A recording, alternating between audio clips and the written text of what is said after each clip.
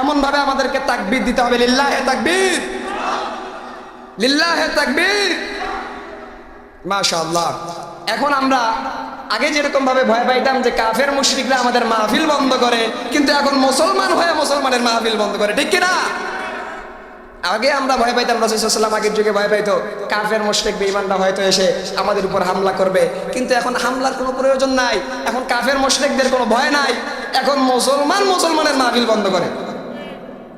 আবু জেহেল রাসূল সাল্লাল্লাহু আলাইহি ওয়াসাল্লামকে কি রকম মানতো দেখেন, কোরআনে মাজিদের মধ্যে আল্লাহ দিবেন, রব্বে কারীম বলেন وقال الذين كفروا لا تسمعوا لهذا القرآن والغوا فيه لعلكم تغلبون।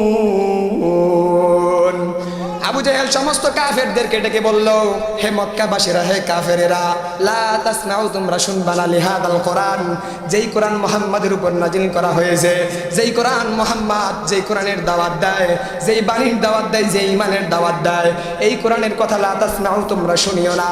আবার দেখেন যখন দিন পেরিয়ে রাত্রি চলে আসতো, ওই একই আবু জেহেল রাতের বেলা রাসূল সাল্লাল্লাহু আলাইহি ওয়াসাল্লামের কোরআন তেলাওয়াত শোনার জন্য চুপি চুপি তার কামরার বাইরে গিয়ে লুকিয়ে থাকতো। তারাও বুঝতো কোরআনটা সত্য, তারাও বুঝতো মুহাম্মদ সত্য, শেষ নবী সত্য, কিন্তু মানতো না। কেন মানতো না? হচ্ছে তাদের বাপদাদার ধর্ম, তাদের বাপদাদার ধর্ম হিন্দু, বাপদাদার ধর্ম মুশরিক, বাপদাদার ধর্ম হচ্ছে খ্রিস্টান, বৌদ্ধ। এজন্য মানা যাবে না। আবু জেহেল মানতো না যে আমার রাজত্ব চলে যাবে। এই রাজত্ব যাওয়ার ভয়ে আবু জেহেল সমস্ত কাফের মক্কাবাসীদেরকে বলল, লা তাসমাউ, তোমরা কোরআন শুনবা না। একজন লিডার যখন সমস্ত মানুষদেরকে আদেশ দিল কোরআন শুনবা না, আবার দিন পেরিয়ে রাত্রি আসার পর ওই লিডার আগে কোরআন শোনার জন্য যায়। এটা মজার ঘটনা বলি। আবু জেহেল একদিন সমস্ত মানুষদেরকে এভাবে মজমা করে জানাই দিলেন, তোমরা লা তাসমাউ, মুহাম্মাদের কোরআন শুনবা না। কিন্তু রাত্রি আসার সময় আবু জেহেল যখন রাসূল সাল্লাল্লাহু আলাইহি ওয়াসাল্লামের কণ্ঠে যখন তেলাওয়াত শুনতে যায়, এমন সময় পাশে থেকে উতবাও যায়, সায়েবাও যায়, সমস্ত লিডাররা যখন কোরআন শুনতে যায়, অন্ধকারের মধ্যে রাসূল সাল্লাল্লাহু আলাইহি ওয়াসাল্লামের কণ্ঠে কোরআন তেলাওয়াত শোনার পর একে অপরের সঙ্গে একদিন ধাক্কা লেগে গেছে। একজন আরেকজনকে জিজ্ঞাসা করে, উতবা তুমি এখানে কেন? উতবা বলে, আমার কথা বাদ দে, তুই এখানে কেন? সাহেবা বলে, আবু জেহেল তুমি তো লিডার, তুমি এইখানে কি করো? তুমি না ভোরবেলা, তুমি না দিনের বেলা সমস্ত মানুষদেরকে বললা লা তাসমাউ, কোরআন শোনা যাবে না, আবার তুমি লিডার হয়ে মুহাম্মাদের কোরআন শুনতে আসছো, মানে কি? পরের দিন আবার বৈঠক বসলো, আবার আবু জেহেল উচ্চস্বরে উচ্চ কণ্ঠে বললেন, লা তাসমাউ লিহাদাল কোরআন, কোরআন শুনবা না। নির্দিষ্টভাবে বলে দিলেন কোন লিডারও কোরআন শুনতে যেতে পারবে না।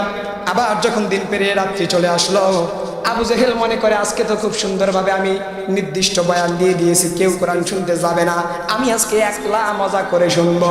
সাহেবা মনে করে আজকে তো কেউ যাবে না, বলে আবু জেহেলও যাবে না, সে তো নির্দিষ্টভাবে কঠোরভাবে আমাদেরকে বলে দিছে যে কোরআন শুনতে কেউ যাইতে পারবে না। সাহেবাও চলে গেছে।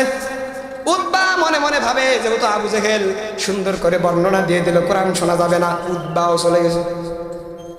আবার যখন রাত্রিবেলা রাসূল সাল্লাল্লাহু আলাইহি ওয়াসাল্লাম সুন্দর কণ্ঠে, সুমধুর কণ্ঠে, শীতল কণ্ঠে যখন কোরআন তেলাওয়াত করতেন, আবু জেহেল, উতবা সাহেবা আবার যখন কোরআন তেলাওয়াত শুনে হঠাৎ করে আবার একে অপরের সঙ্গে ধাক্কা লেগে গেছে। একজন আরেকজনকে জিজ্ঞাসা করে, কিরে আবু জেহেল, তুই না লিডার, তুই না আমাদেরকে বললি লা তাসমাউ লিহাদাল কোরআন, এই কোরআন শোনা যাবে না, আবার তুই আবু জেহেল এই লিডার হয়ে এই কোরআনের সুর কেন তুই শুনতেছিস, কোরআন শোনার জন্য আসছিস কেন?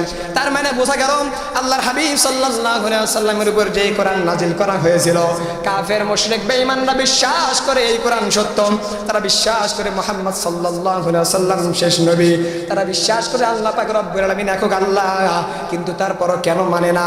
মানে না কারণ হচ্ছে তারা বাপ দাদার ধর্ম এবং নিজের রাজত্ব হারানোর ভয়ে তারা নিজেদের ধর্ম ত্যাগ করে না। কিন্তু আপনারা বলেন রাজত্বের মালিক কে? আল্লাহ নামটা নিতে আপনাদের ভয় হয়? চিল্লা বলেন রাজত্বের মালিক কে? আল্লাহ পাক রব্বুল আলামিন বলতেছেন, দুনিয়ার মধ্যে আমি আল্লাহ চাইলে তোমার ক্ষমতা ছিনিয়ে নিতে পারি, আমি আল্লাহ চাইলে তোমাকে ক্ষমতার মধ্যে বসাতে পারি,